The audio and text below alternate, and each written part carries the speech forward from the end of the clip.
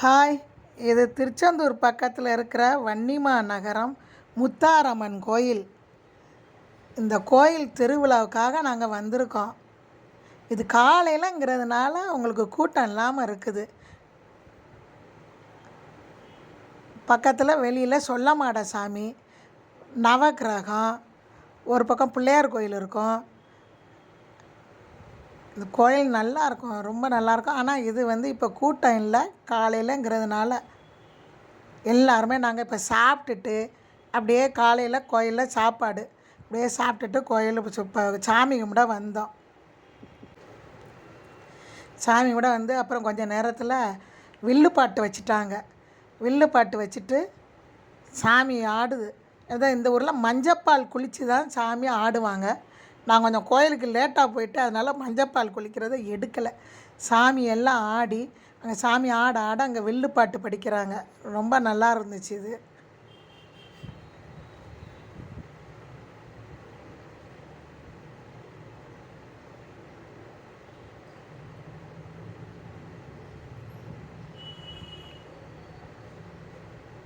சாமி ஆடி எல்லாருக்கும் அருள் வாக்கு சொல்லுவாங்க.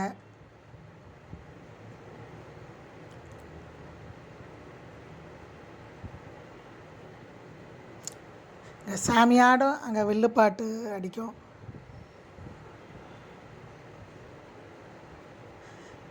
இந்த கோயில் வெள்ளிக்கிழமை ஒரு 5-6 நாளைக்கு முன்னாடியே வருஷாபிஷேகம்னு வச்சுருவாங்க முதல் நாள். அப்புறம் டெய்லி வில்லுப்பாட்டு இந்த மாதிரி ஏதாவது ஒன்று, அப்புறம் பாட்டு கச்சேரி, விளக்கு பூஜை, தீர்த்த குடம், பால் குடம் எல்லாமே எடுத்துருவாங்க. அந்த தீர்த்த குடம் பால் குடம் காலையில், இது மத்தியானம் கூட நடக்குது. நாங்கள் இதெல்லாம் பார்த்துட்டு அப்புறம் நாங்கள் சாப்பிட போயிட்டோம். சாம்பார், ரசம், வத்த குழம்பு, சாப்பாடு, பாயாசம், அப்பளம் எல்லாம் விதவிதமாக செஞ்சு வச்சுருந்தாங்க. இந்த ஊருக்கு ஈரோடு, கோயம்புத்தூர், மெட்ராஸ்னு எங்கெங்கேருந்து வர்றாங்களோ அவங்க எல்லாமே இங்கே தான் சாப்பாடு. 3 நாள் திருவிழா. அந்த 3 நாளைக்கும் யாருமே வீட்டில் சாப்பாடு ஆக்க மாட்டாங்க. எல்லாருமே கோயில் தான். கோயிலுக்கு வருவாங்க, சாமியை கும்பிடுவாங்க, சாப்பிட்டு போயிடுவாங்க. 3 நேரமும் அன்னதானம். சாப்பாடும் நல்லாயிருக்கும். வெளியூர்லேருந்து சாப்பாடு செய்கிறது கூட்டிகிட்டு வந்துடுவாங்க சமையல்காரங்களை. ரொம்ப நல்லாயிருக்கும்.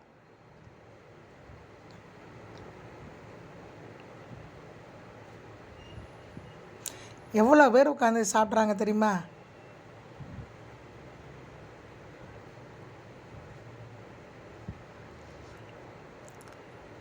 அக்கா, அம்மா, பையன், மருமக, எங்கள் குடும்பமே எல்லாருமே இங்கே தான் இருப்பாங்க.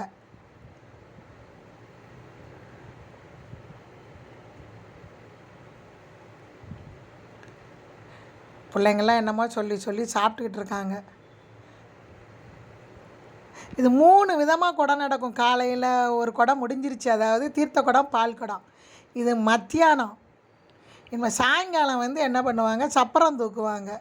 அது நைட்டு நல்லாயிருக்கும். நைட்டு வான வேடிக்கை, சப்பரம், அது ஒரு 3 விதமாக பிரித்து போடுவாங்க. இது நாங்கள் காலையில் பால் குடம் எடுத்ததுக்காக அந்த பால் குடத்தை வாங்கிட்டு நின்று நாங்களும் சாமி கும்பிட்டுக்கிட்டு இருக்கோம்.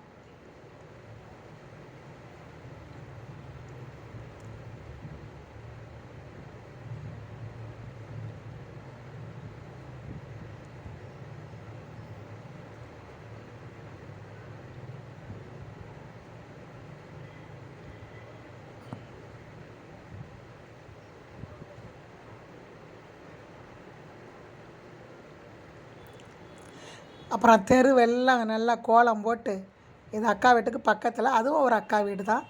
அவங்க வருஷம் சாமி ஆடிக்கிட்டு வர்றாங்க இல்லையா, அவங்களுக்கு எல்லாருக்கும் கொடுக்குறதுக்காக ரோஸ் மில்க்கு செஞ்சு வச்சுருவாங்க.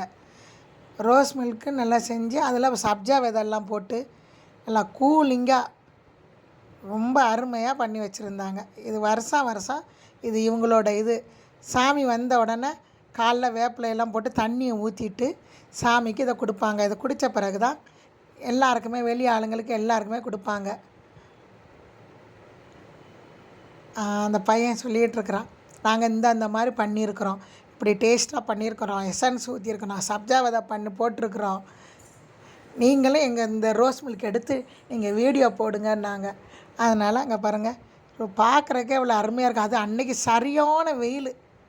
சாமி ஆடிட்டு வரும்போதே நல்ல வெயில், அதனால் அதை குடிக்கிறதுக்கும் அதுக்கும் அவ்வளோ அருமையாக இருந்துச்சு.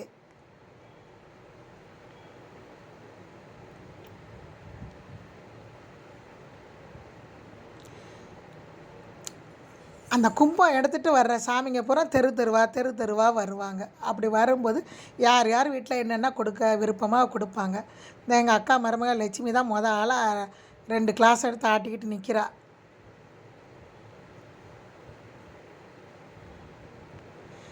இந்த ஒரு அண்டாவும் ஒரு 10 நிமிஷத்தில் காலியாக போச்சு. இந்த பிள்ளைங்கள்லாம் பாருங்கள், எல்லாம் குடிச்சிட்டு அது டேஸ்ட்டாக இருக்குதுன்னு சொல்லிக்கிட்டு இருக்காங்க எல்லோரும். நாம் ஏன் விடுவேன்னு சொல்லி நானும் 2 கிளாஸ் எடுத்து குடிச்சிக்கிட்டு இருக்கிறேன். ரொம்ப நல்லா இருந்துச்சு. இது சாமி கொடை இன்றைக்கி சாயங்காலம் முடிஞ்சிருச்சு. இனிமேல் அடுத்தது நைட்டு தான். பாய்.